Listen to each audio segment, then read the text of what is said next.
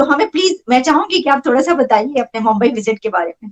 देखें, सारे इंडिया में बहुत तरक्की हुई है और बॉम्बे में तो जवाब ही नहीं है जो तरक्की हुई है। और बॉम्बे तो आपको पता है फाइनेंस कैपिटल है ना इंडिया का, तो बॉम्बे तो दुनिया ही एक और है। अगर पाकिस्तान की बात करते हैं तो यहाँ पर कराची को समझा जाता है, तो सर क्या कहेंगे इन दोनों शहरों में कितना डिफरेंस है? उसका कंपैरिजन अब हमारे कराची से नहीं हो सकता। Karachi is left behind. आज मैं मौजूद हूँ कराची में, और कराची का मुंबई से कंपैरिजन करना इसलिए ज़रूरी है कि हिस्ट्री बताती है कभी कराची और मुंबई एक ही हुआ करते थे, लेकिन आज 2023 में क्या फ़र्क नज़र आता है कराची और मुंबई में। तो अब जब मैंने कराची में जाके देखा है तो बड़ी वो एक सेंस ऑफ अफसोस हुआ कि ये वो कराची नहीं रहा। और बॉम्बे का तो बॉम्बे तो इसे कहते हैं it's a city where dreams are dreamed all the time. Bombay is the city of dreams.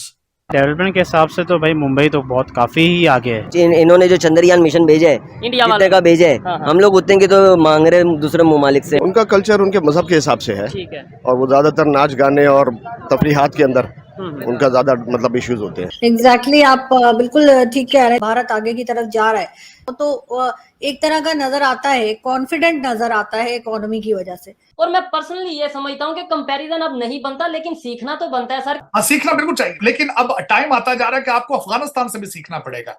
और अभी तो रुको, क्लाइमैक्स अभी बाकी। आपसे सवाल करना चाहूंगी कि आपका जो मुंबई का विजिट हुआ, तो मुझे तो बहुत ज्यादा एक चार्म है। मुंबई सिटी आपको पता है ना पाकिस्तान में कैसे देखा जाता है, वहां पे फिल्म इंडस्ट्री भी है और बहुत कुछ। मुंबई में भी कहा जाता है कि जो पहले था वो बहुत ज्यादा तरक्की कर गया, बहुत ज्यादा तरक्की और डेवलपमेंट नजर आती है। क्या ऐसा आपको भी देखने को मिला? तो हमें प्लीज, मैं चाहूंगी कि आप थोड़ा सा बताइए अपने मुंबई विजिट के बारे में।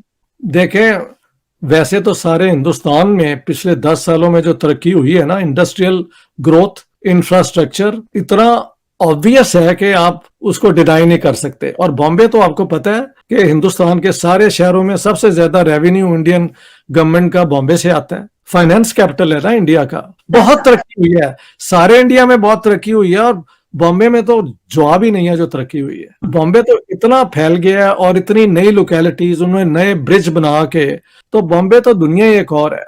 उसका कंपैरिजन अब हमारे कराची से नहीं हो सकता। Karachi is left behind. वो MQM की टेररिज्म, और उसने कराची का जो पोटेंशियल था ना उसका सत्यानाश कर दिया। बॉम्बे तो दुनिया की अब जो बड़ी फाइनेंशियल, जहां पे उनकी क्लाउड है, उनमें से एक सिटी है भाई।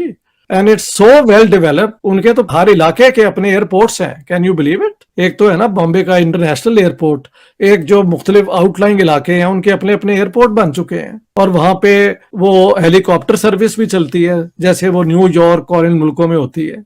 अलबत्ता मॉनसून का बता दूं कि unless you are in love with rain, try the winter months. क्योंकि मुझे तो बहुत मजा आया, क्योंकि मैं पूरे 50 साल से मैंने मॉनसून नहीं देखा, और मैंने पूरा एक हफ्ता मॉनसून एंजॉय किया। पहले गोवा और बॉम्बे में हर दिन मॉनसून ही था। अच्छा, उसके बाद आप देखें जहां हम ठहरे थे, मेरे दोस्तों ने टॉप 5 क्लास होटल में भी रखा। जब मैं यहाँ पे जुहू बीच पे आया तो मेरे होटल के साथ ही सामने आपको बीच नजर आती है और अरेबियन सी। नीचे जब मैं गया तो गाड़ी एक जगह खड़ी हो गई ट्रैफिक जैम में, और मैंने देखा बाहर परछाइयां एक्चुअली साहिर लुधियानवी जो पोएट है उनकी सबसे मशहूर तवील नज़म है। और उनका घर, उन्होंने अपने घर का नाम भी परछाइयां लिखा था। तो अगले दिन फिर मैंने वहां जाके पिक्चर ली, क्योंकि आपको पता है मेरा जो बड़ा बेटा है उसका नाम मैंने साहिर लुधियानवी साहब की याद में रखा हुआ है। तो वो पिक्चर ली। इसके बाद एक दिन पहले हम बांद्रा गए थे शाहरुख के घर, और रात के 8-9 बजे हुए थे, पूरा मजमा लगा हुआ था। मैंने कहा ये क्या भाई? कहते हैं जी लोग यहाँ आके खड़े रहते हैं कि एक झलक चाहे शायद शाहरुख आए तो उसको वो देख लें। ऑनेस्टली रात के 9 बजे हुए थे और बारिश हो रही थी। सो बॉम्बे तो इसे कहते हैं it's a city where dreams are dreamed all the time.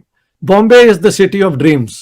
अगर पाकिस्तान की बात करते हैं तो यहाँ पर कराची को समझा जाता है, तो सर क्या कहेंगे इन दोनों शहरों में कितना डिफरेंस है मुंबई में? और अगर इसका ही कंपैरिजन हम कराची से करें तो क्या कहेंगे? देखे, मैं कराची 1956 के बाद तकरीबन हर साल जाता रहा हूँ। उस जमाने में कराची बहुत खूबसूरत शहर होता था। हम तो लाहौर के रहने वाले हैं, लेकिन बाद में जब वहाँ पे वो MQM की टेररिज्म हुई, तो अब जब मैंने कराची में जाके देखा है तो बड़ी वो एक सेंस ऑफ अफसोस हुआ कि ये वो कराची नहीं रहा। और बॉम्बे का तो कराची का कोई वो कंपैरिजन नहीं हो सकता, सिर्फ इसके कि दोनों सी पोर्ट्स हैं।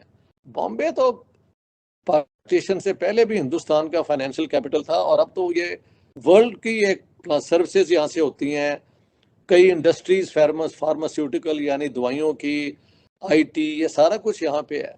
इतनी डेवलपमेंट हुई है कि लगता है कि क्योंकि इनकी मिडिल क्लास बहुत बड़ी बन गई है, 300 मिलियन मिडिल क्लास होगी, और अगर आप सारे यूरोप की मिडिल क्लासेस को काउंट करें तो तकरीबन उतनी हो जाती है जितनी सिर्फ इंडिया की है, जहाँ की इकोनॉमी इस वक्त बिल्कुल साउंड है, ग्रो कर रही है, जबकि दुनिया में इकोनॉमिक डाउनटर्न आ चुका है। तो आई से कि India is on the take off, that's when an economy becomes a self perpetuating economy. तो इंडिया उस फेस में है।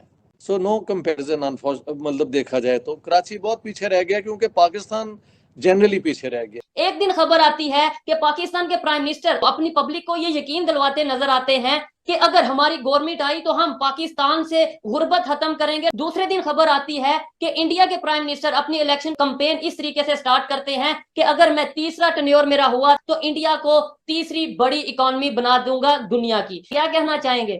तो सब अफसोस कि बॉर्डर के एक पास आपने सूरत हाल बताई है वैसी ही है, और दूसरी साइड पे सबसे बड़ी जो बात बताऊंगा जो उनके साथ कंपैरिजन नहीं बनता, और दुनिया भारत के पीछे क्यों चलती है, $595 बिलियन का उनका फॉरेन एक्सचेंज है। Please like, subscribe, and share with your friends.